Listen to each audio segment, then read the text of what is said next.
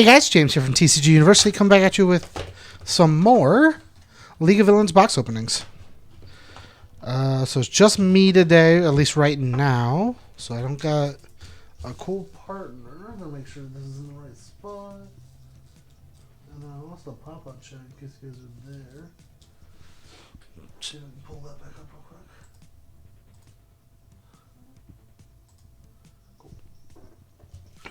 We pulled a cool carpool to work. So, yep, it's just going to be me today. We're live streaming again. So, shout out to anybody if they are in chat. I have the pop-up chat, but I don't know if it'll work properly. I posted in the Patreon for everyone in our Patreon. So, if you want to support us, go to patreon.com/TCG University. You can support us there. Everybody at the $3 tier level gets access to all of our cool Patreon exclusive content, which will probably start being all the box openings we do. I pulled the cool promo reprint Valiant Assault. So that's real cool. I really like that card as a reprint. Really like the card in general. And then League of Villains Bar. So I'm real excited. I'm trying to see if we can pull the XSR of the XSRs, the cool super hard cards to get. Web of Blades. And then I'm kind of sorting as we go to make it easier for later. Put this over here for now. So in terms of this set, I'm not sure what I really want to do yet. I really like some of the support a lot of different characters get outside of this set. Twin Flame Scourge. I'm talking more like older characters get support. I'm not super excited for any of the characters in this set. Like, this Toga to me is really underwhelming. I wish it was better. But I also haven't really done a whole lot of playtesting with the new set. I like keeping my eyes nice and fresh, not knowing what's going to come out in the set. So it's my favorite part is reading new cards. So if I read all the spoilers, I don't have a lot of fun when I open packs. And as you can see from the table, I have a lot of packs to open. Top Pro Heroes.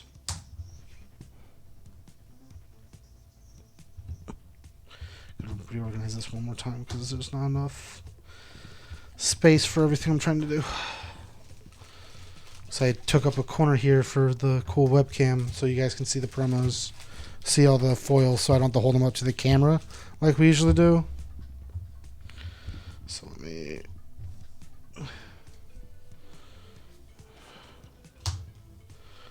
in terms of things I do like so far from looking at it, I see a lot more variety in foundations, and I like that there's a lot more assets.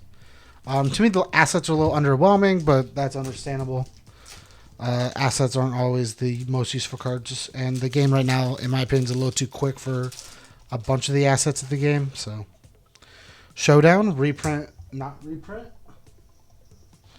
Another good card. All the attacks are at the front.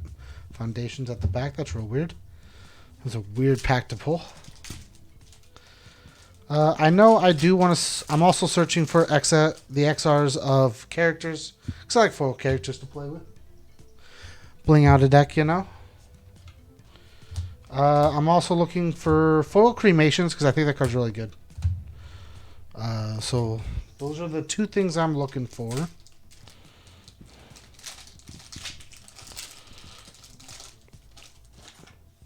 And we pulled one foil cremation on one of the other case openings we did. So make sure to check that out. Because always got to sponsor the other content we did. But as you can see, I have 3 other cases on this. And we're in the middle of a different case that I had already started. So right now, these packs are... I have 2 boxes that I have unconfirmed rares that I don't know...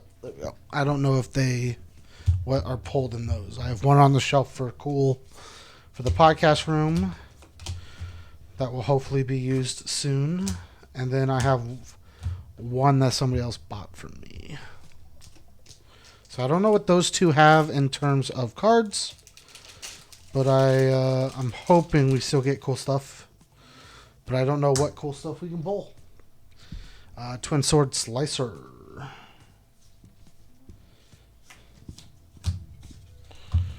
And then I think for a while I'm just going to be doing box openings unless I get a second person with me. Because there are a lot of hassle to have to do a whole case by myself. And separating it will make it easier on my lungs. Because, you know, it's a lot of talking. Hey, there's our first cremation. Not foil, but first one of this box. I'm very curious to see what the ratios are for cases. Because I want to know... Really big sword. I'm glad they added really to that. Because, you know, I would have never guessed it was a big sword. Let alone a really big sword.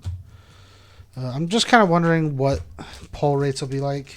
So far, I think I've learned that the cases still, like the last two, have had one secret rare, one of each secret rare per case.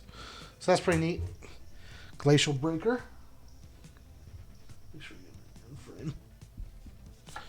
I think it's really cool to have each case gives you one of each. It kind of sucks that you'd have to buy 4 cases just to be able to get a playset of each, but I also understand to make it chase cards, but so far a lot of the XRs have been underwhelming. I think like every single time there's like one playable one, so like Scouting the Forest, and they're not even absolute need plays, which is kind of rough. Because you would want your chase card to look nice. Like, I think the Chrome Rares are very cool chase cards if they were more likely to show up and they weren't numbered. I think the Chrome Rares from last set would have been really cool if, like, 1 out of every, like, 5 cases had a Chrome Rare. And they weren't numbered. It was just as many as got printed with each case. I think that would have been a cooler one.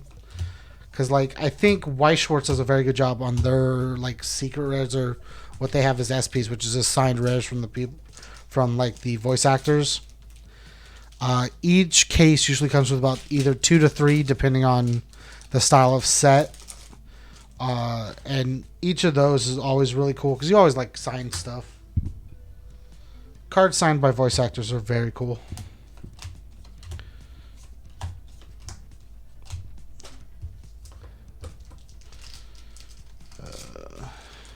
So yeah, I think I'm going to start doing all the box openings for Patreon while we still figure out what our Patreon exclusive content is. We know what it is, but we're trying to work on it still. We're having a lot of difficulties getting scheduling proper for it. Like I got my new job, but my schedule is just not working with everybody else's. So recording's really hard. House of Cards. Recording's really hard. And then there's just, we want to be able to go to tournaments and stuff this year, and then I have to work. And then all the side editing to make sure we still have content up. I know we haven't done a lot of My Hero content, but with my schedule, I just don't have time to play somebody in My Hero. My schedule never matches up with somebody who plays My Hero. But we're doing Final Fantasy. On Saturdays, I get to stream Weiss Schwarz and Witcross with Connor and Oliver and whatever else we do at locals. And that's always fun. I think I know me, Noah, and Chris McKinney really want to get into Grand Archive. I got that on pre-order, so when that comes out, we'll do openings of that on Patreon as well. So if you're watching this later, make sure when Grand Archive comes out, if you want to see the box openings, head over to our Patreon. I guess I'm using most of this video to do like a update. Ooh, I haven't read this card yet. I just got this rival attack from your card pool. From the card pool, your rival may draw a card. This is nuts. This card's really good. I want to see the My Hero game slow down. I know I've seen people say like you can go to deadlock a lot. And this is just a personal opinion. You can take it wrong if you want. I don't really care. I think people are bad at this game. The universe is explicitly. I don't think it's a My Hero exclusive thing. This is a cool XR. I think with the influx of new people coming into the game, it's made the meta very stale, because all the new players are just gonna, because they all come from different card games most likely, are just gonna net deck and do stuff. And the coolest part about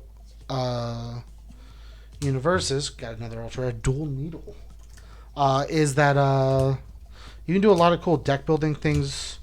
And understandably, we also don't have a lot of cards yet. This is only set 4 in the My Hero block. It's like maybe now we'll start seeing some expansive stuff. But I've been real disappointed deck building wise and character choice wise with the community. It's nothing big. It's just I haven't enjoyed it. It seems real lame and boring. It seems very slap a card on the table, hope you win type of situation. There's no thinking involved.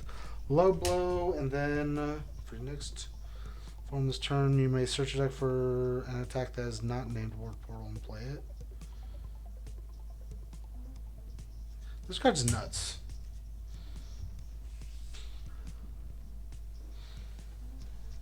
It's a rare. Man. And it's an evil card. Man, I'm so... It seems like so many cool things you can do with some of this stuff. Sorry, I got distracted again. Nightmare Physique. I just think there's a lot of... I think there's a lot of windows to deck building that haven't been used because of just the game state right now and the way the competitive meta is sitting at. I'm real excited to see how we do it, how the game goes going forward. Now that we have more... Ooh, this one looks cool. Now that we have more sets in the game, it should be easier. Reluctant Retreat and Gory Stab XR. That's real nice. And then last pack. Last pack magic.